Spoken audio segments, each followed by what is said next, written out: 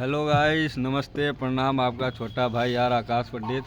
ये देखो भाई, गाड़ी साफ़ कर रहे हैं। आपको दिखा रहा हूँ गाड़ी में क्या क्या काम हुआ है। ये देखो गाड़ी का काम हुआ है, ये वाला भी, और बाकी काम होगा।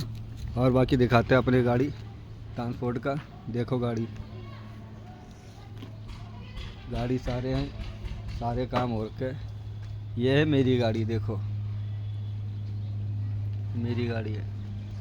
दिखाता हूँ अंदर से तुम्हें, अंदर से पूरा देखो व्यू। देखो देखो अंदर का व्यू कैसा लगा बताइए। केबिन लाइट नहीं जल, लाइट वगैरह सारा कुछ है बाकायदा। केबिन कैसा लगा बताइए ज़रूर।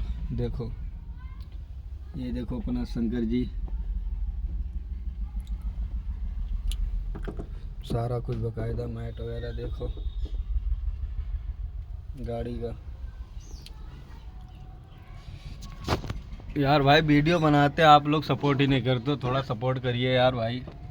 सुबह शाम लगे रहते फ़ोन में, वीडियो ये करो वो करो, जो सपोर्ट मिलता नहीं तो मन नहीं कहता वीडियो बनाने का। यार आप सबसे रिक्वेस्ट है यार, वीडियो को लाइक करो, कमेंट करो, नए जो है वो चैनल को सब्सक्राइब करो, क्योंकि अब ऐसे ही ब्लॉग पाते रहोगे।